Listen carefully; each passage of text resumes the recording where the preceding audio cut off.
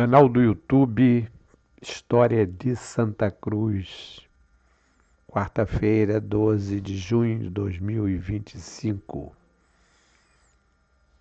Santa Cruz e os tutores de Dom Pedro II e das suas irmãs, as princesas Dona Francisca e Dona Januária.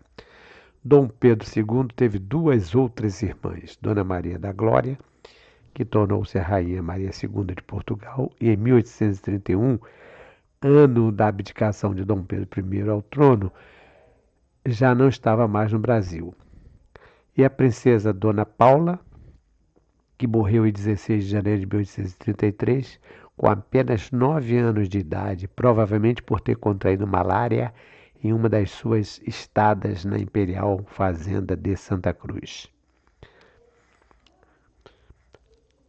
Além disso, o Dom Pedro também teve uma meia-irmã, Dona Maria Amélia, filha de Dom Pedro I com Dona Amélia de Lutzenberg. Então, mais uma irmã, que não consta aqui. Como eu estarei falando sobre os tutores, na presença desses tutores, no caso do Marquês de Itanhaém, que vem para Santa Cruz, eu coloquei aqui as duas princesas que compareciam, que estavam sempre com ele. Quer dizer, a Dona Januária de Bragança, inclusive aqui em Santa Cruz tem uma rua com o nome de Dona Januária, e Dona Francisca de Bragança, que também é conhecida como a Princesa de Joinville. Foram as duas irmãs que estiveram em Santa Cruz várias vezes com Dom Pedro II. E o retrato de Dom Pedro II, aproximadamente quando ele tinha 20 anos de idade. Antes e depois da sua maioridade decretada antecipadamente por um golpe dos parlamentares do Partido Liberal, em 1840, Dom Pedro II e suas irmãs, as princesas Dona Januária e Dona Francisca, cumprindo tradição iniciada pelo avô, o rei Dom João VI, sempre privilegiaram a permanência na Imperial Fazenda de Santa Cruz como residência alternativa e palácio rural. São inúmeros os registros na imprensa da época noticiando a presença da família imperial em Santa Cruz. Tem aqui uma nota do jornal Império do Brasil, de 8 de janeiro de 1825, ainda Dom Pedro I estava aqui, né? Suas majestades imperiais chegaram em perfeito estado de saúde sábado, 15 do corrente, quer dizer, 15 de janeiro de 1825, né? Pelas 7 horas da tarde, ao Paço Imperial, Quinta da Boa Vista, vindo do Imperial Fazenda de Santa Cruz. E aqui uma outra notinha também no ano seguinte, 26 de outubro de 1826. A família imperial, acompanhada do tutor e mais comitiva de seu serviço, partiu do dia 27 para a Fazenda de Santa Cruz. Retrato de Dona Leopoldina de Habsburgo e seus filhos. Autor, Domenico Failucci, ao acervo do Museu Paulista da USP, Universidade de São Paulo. A obra foi encomendada por Afonso Scranoli Toné e retrata Dona Leopoldina, Maria Leopoldina da Áustria, com Pedro II no colo, né? Francisca de Bragança, Paula Mariana de Bragança, Maria II de Portugal e Januária Maria de Bragança, as 4 filhas e o Dom Pedro. Lembrando que Dona Leopoldina vinha muito a Santa Cruz desde quando eles se casaram, né? Vinha a Santa Cruz. Outro dia eu estava recentemente lendo um artigo no jornal do Comércio, muito antigo, e o historiador dizendo que Dona Leopoldina deveria ter ficado muito espantada quando chegou ao Palácio Imperial de Santa Cruz, porque o palácio era muito pobre. Aí ele se reporta ao Marquês de Gabriac e tal. No entanto, as cartas que Dona Leopoldina escreveu para a sua irmã e também para o pai falam exatamente o contrário. Ela elogia muito e inclusive faz uma comparação do Palácio Imperial de Santa Cruz com o Palácio de Schönbrunn lá na Áustria, onde ela também viveu. Pedro de Alcântara, João Carlos, Leopoldo, Salvador, Bibiano, Francisco Xavier de Paula, Leocádio, Miguel, Gabriel, Rafael Gonzaga, nasceu na cidade do Rio de Janeiro em 2 de dezembro de 1825. Era filho de Dom Pedro I e da arquiduquesa da Áustria, Maria Leopoldina. Seus avós paternos eram Dom João VI e Dona Carlota Joaquina de Bourbon, e maternos o imperador Francisco I da Áustria, que é exatamente o pai da Dona Leopoldina, né? E Maria Teresa de Bourbon, do Reino das Duas Sicílias. Eram tempos difíceis. O pai malbaratava o prestígio ganho na independência, dissolvendo a Assembleia Constituinte, reprimindo com violência a Confederação do Equador, envolvendo-se na Guerra da Cisplatina. 5 anos depois do nascimento do filho, a 7 de abril de 1831, o primeiro imperador abdicou o trono e regressou a Portugal. Dom Pedro foi aclamado imperador do Brasil. As aclamações da multidão e os tiros de canhão o aterrorizaram. Um menino pequeno, naturalmente, né? A festa do país significou para ele o afastamento do pai, que nunca mais veria. Já perdera a mãe 9 dias após completar 1 ano de idade. Então aqui tem um retrato do Dom Pedro ainda com 10 meses de idade, em 1826. Autor desconhecido. Alguns atribuíram a Debré. Provavelmente pode ser Debré. Esse texto eu tirei do site do CPDOC, da Fundação Getúlio Vargas, que tem uma biografia de Dom Pedro muito bem elaborada. Tutores, protetores e professores. Implantada a regência em 1831 e 1840, Dom Pedro esteve inicialmente sob a tutela de José Bonifácio de Andrade Silva, mas o tutor meteu-se nas brigas regenciais defendendo a restauração do primeiro imperador e foi demitido em dezembro de 1833. Quer dizer, ele permaneceu pouco mais de 2 anos. O novo tutor, Manuel Inácio de Andrade Souto Maior Pinto Coelho, futuro Marquês de Itanhaém, era um pacato militar reformado que, sob a supervisão da Câmara dos Deputados e acoitado pela aia Dona Mariana Carlota, encarregou-se de proteger o jovem imperador dos tumultos políticos dentro do Palácio de São Cristóvão, onde vivia cercado dos mestres, dos empregados e de 3 irmãs, Januária, Paula, Mariana e Francisca. A Paula vai morrer logo depois, né? O aio e preceptor, o sábio carmelita Frei Pedro de Santa Maria, acompanhava o imperador em todas as atividades. Então aqui nós temos, na verdade, os tutores nomeados oficialmente foram, primeiro José Bonifácio, como foi falado aqui, ele ficou pouco tempo. E depois o Marquês de Itanhaém, que é exatamente o Manuel Inácio de Andrade Souto Maior, que era português, Pinto Coelho, né? Que era português, mas veio para o Brasil e recebeu o título lá em Portugal e também aqui no Brasil. E a Dona Mariana Carlota de Verna Magalhães Coutinho, que era da corte portuguesa, mas ficou quase como sendo a mãe de Dom Pedro II, ficou como a aia. Inclusive até mesmo já velho, ele idoso, ele chamava ela de minha aia. Dom Pedro II foi submetido a uma educação rigorosa. Foi então submetido a uma educação quase militar, com horários definidos por todas as atividades que transcorriam das 7 da manhã às 9h30 da noite. Tomava as refeições sem a companhia das irmãs, assistido por um médico para que não comesse demais. A conversa versava obrigatoriamente sobre temas científicos e de beneficência.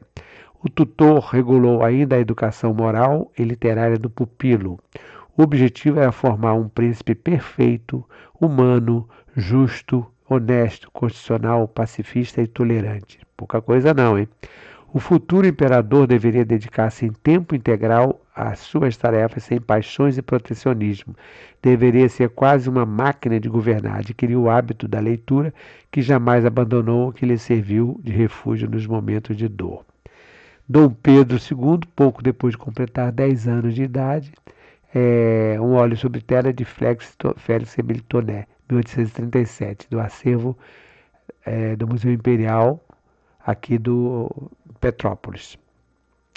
Então vejam bem, ficou praticamente órfão desde cedo. com a educação espartana, uma educação militar. Não podia fazer isso, não podia fazer aquilo, então tinha que ser muito taciturno. A adolescência, passada nesse ambiente de muito estudo e poucas alegrias, foi interrompida por outra guinada da política nacional. Em 1837, tinham-se definido os partidos que dominariam a política imperial, o conservador e o liberal. Naquela época havia essa transição, né? Esse revezamento. Quem era liberal ou era conservador. No poder, os conservadores enviaram ao Congresso projeto de lei que restringiam as conquistas liberais da regência. Receosos de serem excluídos permanentemente do poder, os liberais promoveram em 1840 um golpe de Estado para antecipar a maioridade do imperador, que legalmente só se verificaria em dezembro de 1843. Apoiado por manifestantes de rua, conseguiram a anuência de Dom Pedro. Então, com 14 anos de idade, tinha início o reinado de Dom Pedro II. Claro que ele já estava bem maduro, mesmo sendo criança. Tem até aquela quadrinha famosa, quando a gente aprende quando está estudando primário. Queremos Pedro II, embora não tenha idade. A nação dispensa a lei e viva a maioridade. Claro que todo mundo falando isso acaba colando, né? E aqui a coroação de Dom Pedro II por François René Marot, que mostra ele sendo sagrado pelo bispo da época, Dom Romualdo Antônio de Seixas, que inclusive tem o nome de uma rua aqui em Santa Cruz. Dom Pedro II e suas irmãs, passando 15 dias no Palácio Imperial de Santa Cruz em companhia do tutor, camaristas, damas e oficiais de serviço, seguindo a tradição iniciada por Dom João VI, que também costumava passar pela fazenda de Bangu e dos padres carmelitas de Pedra de Guarati. Então aqui tem dois recortes de jornais entre os números, exatamente registrando essa presença. Aqui Imperial Quinta da Boa Vista, 30 de outubro de 1837, ainda regência, né? Sua Majestade e Altezas Imperiais partirão deste passo hoje às 5h30 da manhã para a Imperial Fazenda de Santa Cruz, acompanhado do excelentíssimo tutor, camaristas, damas, oficiais de serviço. Consta-nos que a Imperial Família estará de volta por estes 15 dias. Vejam vocês, 15 dias em Santa Cruz. Então, era bastante tempo. Isso foi no Jornal do Comércio, dia 31 de outubro de 1837. Então, nessas viagens que ele fazia, estavam todos presentes, né? O tutor que tinha que estar acompanhando, porque ficava de olho. Sua Majestade, que já é outra notícia, do 30 de outubro de 1838, o ano seguinte, né? Que foi dia 31, mais ou menos na mesma época que ele visitava. Sua Majestade o Imperador e suas augustas irmãs chegarão sábado às 8 horas da manhã à fazenda de Bangu, onde almoçarão e jantarão. Partirão dali às 4 horas da tarde e chegarão, felizmente, Imperial Fazenda de Santa Cruz às 7 horas da noite. Então, como Dom João VI fazia também, e Dom Pedro I às vezes, o Dom Pedro II vai cumprir mais ou menos a mesma rotina, ou seja, passar por Bangu, porque o avô já conhecia, já era bastante familiarizado e ficava em Bangu e depois vinha para Santa Cruz. A presença de Dom Pedro II e das suas irmãs de Santa Cruz era acompanhada pela imprensa da corte, que publicava as principais informações, registrando as visitas e homenagens que a família imperial recebia por essas ocasiões. Então, quando a família imperial saía de São Cristóvão, eles noticiavam. Quando chegava, o que estava acontecendo era sempre noticiado. Aqui tem uma notinha do Jornal do Comércio de 13 de fevereiro de 1838. Sua Alteza Real, o Príncipe de Joinville, partirá esta tarde para a Imperial Fazenda de Santa Cruz, onde se demorará toda a semana. E aqui uma outra notinha de novembro de 1838. Rio de Janeiro, Sua Majestade e Altezas continuam a passar bem na Imperial Fazenda de Santa Cruz. Tem recebido as homenagens dos senhores Barão e Baronesa Rouen, Marquês de Barbacena, Pedro Brantes, sua senhora Bento Vaia e sua senhora, Conde Ney e oficiais do batalhão da Guarda Nacional de Itaguaí. Então eram muitas pessoas, sabendo que Dom Pedro estava aqui, que vinham prestar homenagem ou então participar de alguma forma das solenidades na religião, na igreja, né? O imperador Dom Pedro II estudando desenho com suas irmãs, as princesas imperiais Dona Januária e Dona Francisca, no Palácio São Cristóvão. Dona Paula já tinha falecido, né? Faleceu com 9 anos de idade. Com os retratos de seu avô, Dom João VI, seu pai, Dom Pedro I, ao fundo. Aquarela de Adolfo d'Astrel, 1839. Então, observem lá que tem Dom João e lá ao fundo, mais um pouquinho à direita, Dom Pedro I. Relatório da Comissão de Contas do tutor de Sua Majestade, o Imperador Dom Pedro II e de Suas Altezas, as Princesas Imperiais Dona Januária e Dona Francisca, apresentado pelo deputado Rafael de Carvalho e aprovado em 11 de julho de 1837 pela Assembleia Geral Legislativa do Império. O tutor, tem um retrato do tutor aqui, Manuel Inácio de Andrade Souto Maior Pinto Coelho. Nasceu em 1782 e morreu em 1867. Aqui no Brasil foi barão e em Portugal foi marquês de Itanhaém no Brasil.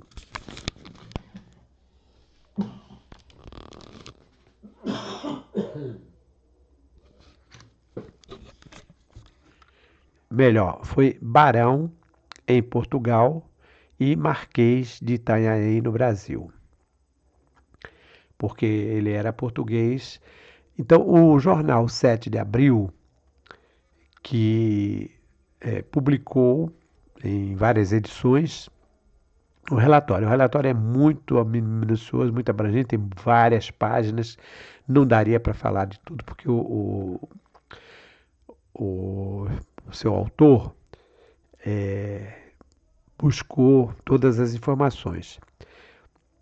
Então, as edições começam dia 24 de outubro de 1837 e vão terminar só em 31 de outubro de 1838. Não quer dizer que foi, cada dia saía uma página, eram 2 ou 3 páginas, às vezes um pouco mais, um pouco menos, mas assim esporadicamente. Então, deve ter sido umas 8 edições do jornal.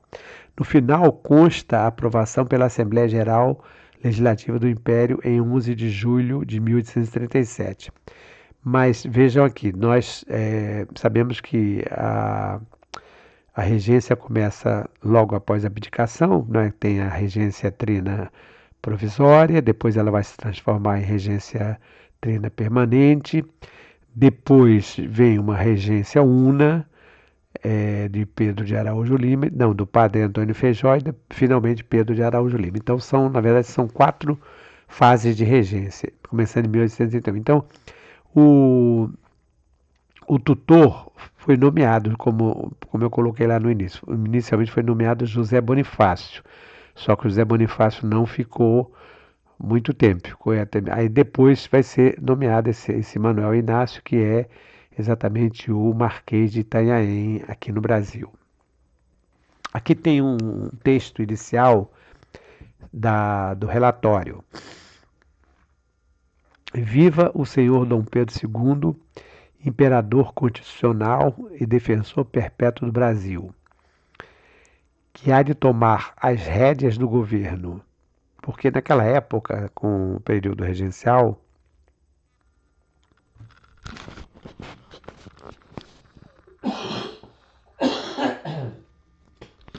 esta tossezinha já está começando a atrapalhar. Então, naquele período, no período regencial, que começa a partir da abdicação até praticamente a 1845, o Brasil passa por uma situação de muita conturbação, muitas revoltas e problemas sérios, né? Então, por isso que ele está colocando aqui, tomar as rédeas do governo, porque tinha muita gente querendo assumir, inclusive já tinha proposta até de proclamação da República. Continuando, Viva a Assembleia Geral Legislativa! Viva a Constituição Política do Império e o ato adicional! Viva o regente interino! Viva o Ministério Parlamentar! Viva a liberdade da imprensa! Viva, viva, viva! Isso aí para a introdução do relatório. Câmara dos Deputados. Parecer da Comissão de Contas do tutor de Sua Majestade o Imperador e Altezas Imperiais apresentado pelo senhor deputado Rafael de Carvalho. Quer dizer, à primeira vista dá a impressão que o Rafael era tutor, mas não é o tutor. O tutor era o Marquês de Itanhaém, que o Rafael, como deputado, é que ficou responsável para fazer o relatório. Como membro da Comissão das Contas, era um membro da Comissão das Contas, né, do tutor de Sua Majestade e as Altezas Imperiais, visitei o Paço de São Cristóvão e Fazenda de Santa Cruz, alcançando para isto vênia de Sua Majestade Imperial e obtendo do tutor todo o necessário para um tal empenho. E pois a Fazenda de Santa Cruz seja o anel de que pende a administração da Casa Imperial, sou obrigado de considerar todas as coisas em relação à dita fazenda. Este relatório, embora ele também fale da Fazenda de São Cristóvão, né, da Casa de São Cristóvão e da Caju, ele praticamente 90% é sobre a Fazenda de Santa Cruz. O Paço de São Cristóvão está decentemente decorado, segundo convém a dignidade do monarca. Ele foi posto em outra ordem, não se consentindo a morada de mais ninguém, no andar em que habitam as pessoas imperiais. A parte que fica no sudeste foi acabada com um gesto, asseio e segurança. A sala da biblioteca e do rico gabinete mineralogista também, ele fala aqui, porque Dom Pedro tinha um próprio gabinete de estudos e de mineralogia e também de observação astronômica. O deputado Rafael de Carvalho, autor do relatório, como não poderia ser diferente, tece importantes considerações sobre a história de Santa Cruz, citando o trabalho desenvolvido pelos padres jesuítas na intenção de conter as enchentes e garantir a máxima produtividade da sua fazenda. Então, o relator, o autor do relatório, né, o Rafael, ele faz inicialmente um histórico bem abrangente sobre a fazenda. A fazenda de Santa Cruz, esta viúva aflita e desamparada, é uma propriedade gigantesca de utilidade pigmeia. Ele faz aqui uma crítica porque, como também, naturalmente ele está escrevendo isso em nome do Marquês, do Marquês de Itanhaém, né? Como o Marquês era fazendeiro, então ele tinha conhecimento de que a fazenda poderia ter muito mais lucro do que tinha naquela época. Entre a Serra de Itaguaí e a costa de Sepetuba ou Sepetiba, existe um terreno de aluvião onde se espraiam as águas do rio Itaguaí quando transborda. Os jesuítas, querendo livrar dessas inundações o terreno, que fica na margem esquerda deste rio, abriram uma grande vala que deriva as suas águas. E esta vala, que tem para mais de 2 léguas de curso e deságua no mar, dera o nome de Rio Guandu. E por uma usurpação, talvez sem igual, consideraram esta vala como rio principal, concedendo por graça especial o nome de Itaguaí. Somente a porção deste rio que parte do ponto de derivação até a sua embocadura. Como o Guandu ainda tomasse muita água, fizeram-lhe taipas altas de uma e outra banda, e o mesmo fizeram na margem esquerda do Itaguaí. E esta última taipa, com mais de 1 légua, tem largura bastante para cavalheiros, e torna-se bela por 2 renques de laranjeiras que o bordam e sombreiam o caminho. Devia ser muito, muito bonito isso aqui. As águas do Guandu ainda foram derivadas por outra vala praticada na sua margem esquerda, que tem 1,5 léguas de curso e deságua também no mar, com o nome também de Vala do Itá ou dos Padres. Que essa vala é exatamente o canal do Itá, inicialmente chamava de vala, mas na verdade é um canal. Na margem direita do mesmo Guandu, foi praticada outra vala acima da primeira, com perto de 2 léguas de curso no tempo de Dom João VI. Destaque ficou o rio Guandu, formando 4 rios, os quais todos recebem as águas dos montes e as levam ao mar. Além destas valas, muitas outras aqui têm origens nas lagoas que se formam no campo, as quais desaguam no Itaia São Francisco. O São Francisco. Então, vejam vocês, isso aqui, o deputado Rafael Carvalho está dando uma visão geral, mais ou menos, do que os jesuítas fizeram. E vocês observem que foram muitas valas cortadas, canais, para exatamente permitir a drenagem, o dessecamento, a irrigação, tudo isso que os jesuítas imaginavam, né? A estrada ou aterrada que vai desde a porta da fazenda até a ponte do Itaguaí, ponte que já perdeu o equilíbrio e cedo cairá, é bordada por 2 valas, cada uma com 1,5 légua de extensão. É exatamente a atual Avenida João 23. Pelo que pode-se avaliar em 6 léguas, as valas que cortam o campo da fazenda. Este campo é a bacia que vai da margem esquerda do Itaguaí até o rumo que divide do Piraí, e desde o mar até a origem da Vala Grande. Em frente da Serra de Itaguaí e em terreno alto acham edifícios do Palácio do Imperador e em derredor dele a povoação constante de senzalas dos escravos e de algumas casas de foreiros. Na margem esquerda do Guandu, próximo ao norte, aí vai fazendo a descrição mostrando o que existia realmente na época, inclusive o próprio canal. Neste ponto, existe uma boa ponte de pedra, ele já está falando aqui da ponte que eles chamaram de Dom Pedro II, que é a ponte jesuíta, né? Então, neste ponto, existe uma boa ponte de pedra de 3 arcos, na verdade são 4 arcos, né? Com 4 soberbos talhamares, edificada pelos jesuítas. No centro dela, há um alçapão com escada de pedra que servia de banheiro àqueles padres. É que nós falamos recentemente, né?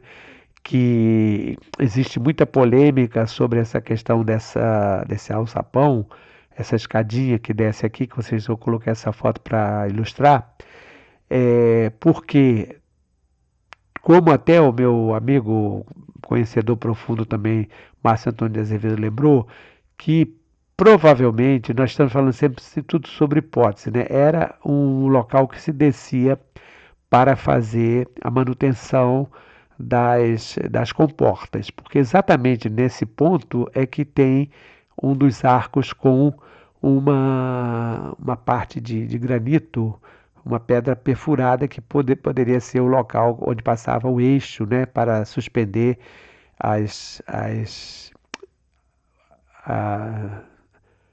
as madeiras, né, o material que fechava as comportas, né? Então, e também, mas ele está falando aqui que era para tomar banho, né? No centro dela há um alçapão com arcada de pedra que servia de banheiro àqueles padres. Existia nesta ponte uma cruz de pedra. Então isso aqui já é uma informação também que a gente não tinha muita nitidez. Existia nesta ponte uma cruz de pedra, hoje derrubada, né? Em cuja base acham-se esculpidas as armas daqueles religiosos com a data de 1752. E o pedestal dela é grande e de relevos contém o disco seguinte, que é exatamente o disco latino, Flecti genu tanto subnomine flecti viato e quiet reflua flecti tuis amnis aqua. Agora, achei interessante essa interpretação dele aqui, ó. Para se poder conhecer a ambígua significação do tanto subnomine, deve-se atender que os rios de Itaguaí e Guandu fazem na sua separação a figura de um Y grego, de modo que, olhando nesse ponto, parece que as águas ajoelhando-se flecti tu amnis perante o poder jesuítico obedecem aos seus caprichos e voltam para trás e reflua aqua, quer dizer, retorna, né? Não deixarei de notar um ridículo patriótico que se vê nessa ponte. Quer dizer, é porque eles colocaram, na sua entrada existem duas pirâmides. A da esquerda tem o letreiro Ponte Dom Pedro e a da direita o terceiro da Independência do Brasil, achando-se já apagada a era que procede esta segunda inscrição. Esta é a única ponte de pedra que existe em todo aquele país, sendo muito as de madeira e de ligeira construção. Quer dizer, achei interessante essa interpretação, que hoje não dá nem para se pensar muito depois das obras de retificação que aconteceram na década de 30. A olaria, segundo a avaliação do autor do relatório, é, fabricava produtos de má qualidade. No entanto, em anúncio publicado no jornal Correio Mercantil, edição de 16 de junho de 1853, são oferecidas talhas e mais objetos de olaria delicados vindo da Imperial Fazenda Santa Cruz. Então eu peguei esse anúncio tirado do jornal Mercantil. Vejam aqui, ó. Chegaram e acham-se à venda na Praça da Constituição, quer dizer, lá no centro, né? Loja número 58, talhas e mais objetos de olaria delicados, vindo da Imperial Fazenda Santa Cruz. Na mesma casa se recebem encomendas para semelhantes objetos, compra de gado, vacum e cavalar, e de tudo quanto diz respeito aos produtos da mesma fazenda. Ele fala sobre o curtume. É ponto pequeno e corresponde às precisões da fazenda. Ele poderia ter desenvolvimento se houvesse a quantidade de couros que alimentasse.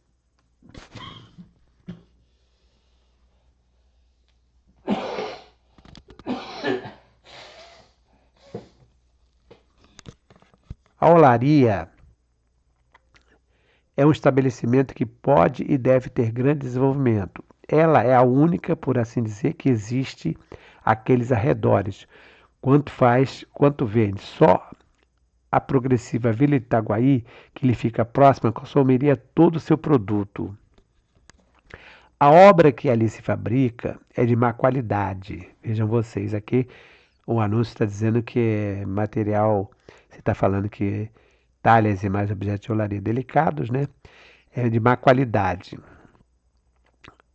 Os fornos que se usam são dois pequenos e muito ordinários. Se bem que nós estamos falando aqui de 1837 e depois 1853. Pode ser que eles tenham mudado a forma.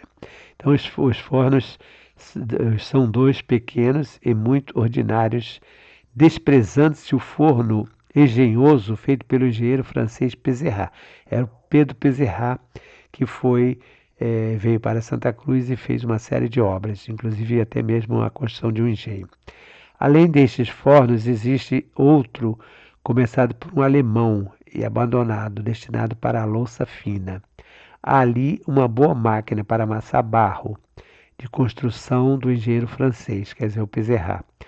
O armazém que serve de depósito a esta olaria é grande e sobrado, e tem mais ar de palácio que de armazém, junto ao qual lhe há um terreno ladrilhado e murado para bater milho. Então, vejam vocês, realmente, outros também falam sobre isso, que a olaria tem um prédio, um armazém, parece mesmo um palácio. Vocês observem a foto aqui de cima, um desenho em bico de pena, de autoria de Jacó Niemeyer, de 1848. Mas são períodos posteriores ao Rafael, né? E fala também sobre a escravaria, os escravizados, né? Esses escravos, muito dóceis e humildes, conservam ainda a tradição religiosa dos jesuítas, que não são escravos, mas sim sujeitos de Santo Inácio, com obrigação de servir ao imperador.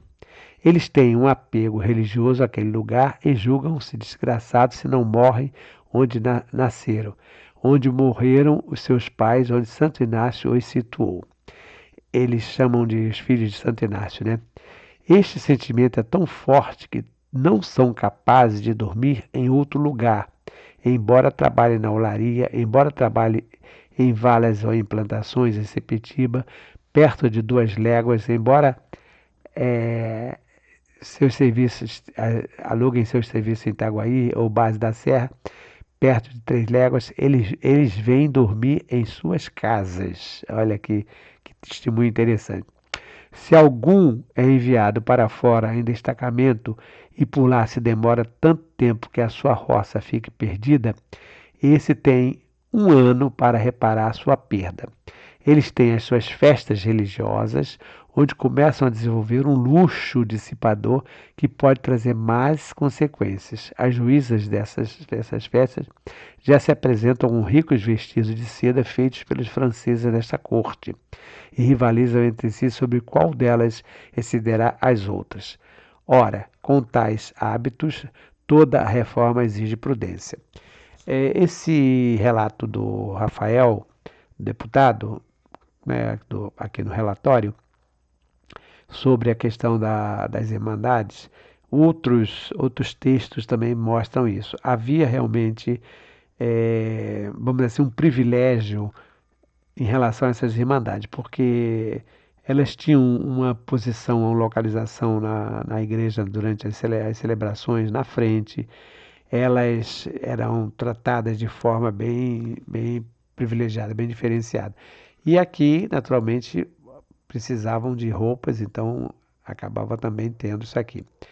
Eu coloquei aquele desenho de 1848 mostrando a frente do Paço Imperial, né, que é o desenho do Jacó, Conrado Jacó de Niemeyer, e abaixo 2 bicos sobre pena, desenho bico de penas de autoria do Louis Fé, mostrando negros da ilha de Marambaia. Em setembro de 1837, quando o pintor belga Benjamin Marie fez o desenho do jovem imperador Dom Pedro II no alto do Morro da Pedreira, que é o Morro do Mirante, o monarca e suas irmãs vieram para Santa Cruz acompanhados do tutor, dos camaristas e outros áulicos. Aqui no desenho do Benjamin Marie, que tem aqui para ilustrar que é a nossa direita, Dom Pedro, ainda menino, no alto do Morro do Mirante Imperial, em companhia dos fâmulos, que são os áulicos, são esses funcionários, né? Desenho em sépia, de autoria do pintor belga Benjamin Marie, setembro de 1837. É muito provável que um desses 3 aqui seja o tutor, porque o tutor estava sempre acompanhando. Então eram os camaristas e os tutores. Eram as pessoas mais próximas do imperador que vinham aqui. À esquerda, esse é o relato do deputado, né? À esquerda da estrada, à esquerda da estrada e quase ao lado do portão de ferro do pátio do Palácio do Imperador, existe uma pedreira alta de cujo cimo o espectador desfruta uma vista encantadora. À esquerda vê-se o mar banhado, a praia convexa de Sepetiba, fechado pela ilha de Marambaia, de linha e variada perspectiva. Em frente, respeita-se a elevada Serra de Itaguaí, que parece unida à da Viúva, e à direita logra-se risonha vista do Paço e a povoação de Santa Cruz. E o meio deste circo é ocupado pelos verdes aprazíveis campos cortados de valas que aparecem arroios, semeados de alguns redis povoados de gado. Deve ser uma vista muito bonita, né? É de cima desta pedreira que se pode gozar bem a vista de tão amenos sítios, e dali o administrador cultivando-se a encosta de monte em que está a casa que foi a fábrica de fazer farinha, que tem uma grande extensão, pode observar o serviço quase sem ser-lhe preciso de ir. Então era o que os jesuítas já usavam como atalaia, um ponto de observação, né? Que também vai acontecer no Império. Dom Pedro II, de luto pela morte do pai, Pedro I, né, Pedro IV de Portugal, no gabinete de estudos do Palácio de Canta da Boa Vista, São Cristóvão, com as suas 2 irmãs. E aqui, encerrando esse relato, claro que não deu para publicar tudo, porque são muitos dados, mas é praticamente tudo que tem sobre Santa Cruz naquela época. É muitíssimo interessante e completo esse relatório. Pensa igualmente a comissão, quer dizer, essa comissão que fez esse relatório, né? O deputado Rafael é que faz a transcrição, né? Então, pensa igualmente a comissão ser do seu dever ponderar à Câmara a necessidade da medida lembrada no parecer de 1836 para remover as dúvidas que se têm suscitadas acerca da genuína inteligência do decreto de 25 de novembro de 1830 sobre os limites da Fazenda de Santa Cruz. Porque essa questão dos limites estavam provocando muita polêmica, né? Foi então proposto à Câmara que a Comissão de Justiça Civil fosse encarregada de iniciar as convenientes providências a tal respeito. E é esta medida que agora requer a comissão com toda a urgência, porquanto é constante que continua a usurpação de terrenos pertencentes àquela importante propriedade nacional, sem que, por parte da Fazenda Pública, se possa empregar uma eficaz oposição, como de mister atentas às vagas expressões em que é concebida a lei citada, em cuja organização parece que, enquanto consta a favor dos heróis confinantes, esqueceram totalmente seus interesses e os imprescindíveis direitos nacionais. Essa questão polêmica, ela vai se estender durante muito tempo, serão inclusive publicados livros sobre isso, porque o que aconteceu foi o seguinte, os jesuítas tinham tomado posse, né, tinham recebido as doações da viúva, Dona Marquesa Ferreira, deixada pelo Cristóvão Monteiro. Os jesuítas vão anexar outras terras porque vão comprar e vão fazer troca, vão fazer permuta. Quando eles foram expulsos, então as terras vão ser confiscadas pelo governo de Portugal. Quando chega a família real, Dom João VI, e já quando Dom Pedro I proclama a independência, vai, então, um governo já no Império vai assumir como dono, como proprietário da Fazenda de Santa Cruz. E nesse meio termo, nós estamos falando aqui já de séculos, né?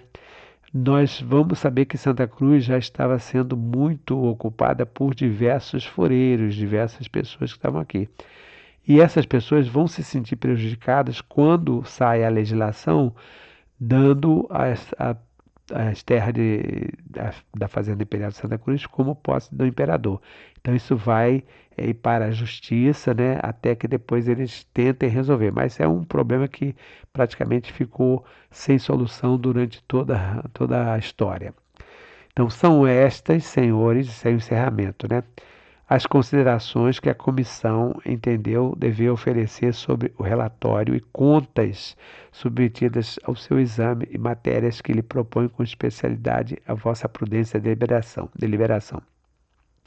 Em vossa sabedoria resolvereis sobre cada um dos pontos em que se ocupou a comissão, tomando as medidas para ela lembradas e adotando preferências outras mais adequadas e eficazes.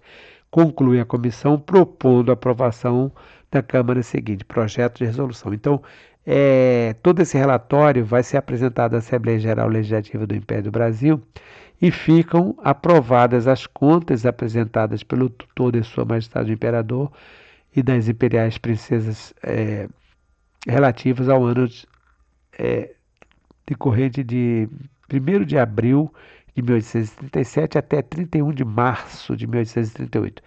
Passo da Câmara dos Deputados, 11 de julho de 1837, José Inácio Vaz Vieira, Lourenço José Ribeira, Francisco Gomes de Campos. Então é a aprovação. O que a gente pode chegar à conclusão aqui é que este relatório é bastante abrangente, mas não coloquei, mas tem detalhadamente todas as despesas, os gastos que Dom Pedro II tinha como sua responsabilidade e as suas irmãs também. Tudo, até um alfinete que se comprava, um livro, tudo isso eles vão fazer o relatório. É claro que perderia muito tempo, né, explicando tudo isso, e o objetivo aqui, Santa Cruz, os tutores Dom Pedro II e das suas irmãs, as princesas Dona Francisca e Dona Januária. Lembrando também que alguns memorialistas Os dois tutores que foram realmente nomeados, um foi o José Bonifácio, isso nomeados pela Assembleia, né? Assembleia Legislativa. O José Bonifácio. E o outro foi o Marquês de Itanhaém. Mas nós podemos também falar que a Aia, que era considerada mãe de Dom Pedro II, né, mãe de criação, ela também não deixou de ser uma espécie de tutora. E existe também uma informação de que havia um negro muito próximo de Dom Pedro I, que tinha participado da Guerra da Cisplatina, tinha defendido muito, estava sempre junto ajudando Dom Pedro I, e que quando Dom Pedro I vai abdicar, vai embora, ele pede a esse, nós chamava Rafael também, que cuide do seu filho, que é uma espécie de protetor familiar, que não foi um tutor, né, mas não deixa também de ser um protetor. E os padres, né, porque sempre tinha a presença dos padres, né, que vão acompanhar. Dom Pedro II, então, ele teve duas outras irmãs, Dona Maria da Glória, que tornou-se Rainha Maria II de Portugal, e em 1831, ano da abdicação de Dom Pedro I, ao trono já não estava mais no Brasil. Princesa Dona Paula, que morreu em 16 de janeiro de 1833, com apenas 9 anos de idade, provavelmente por ter contraído malária em uma das suas estadas na Imperial de Fazenda Santa Cruz. E aqui nós temos a Dona Januária e a Dona Francisca. Então, canal do YouTube, História de Santa Cruz, hoje, nesta quarta-feira, dia 12 de junho de 2025, encerrando essa apresentação, agradecendo, mandando um abraço e uma boa semana para todos. Até uma próxima oportunidade.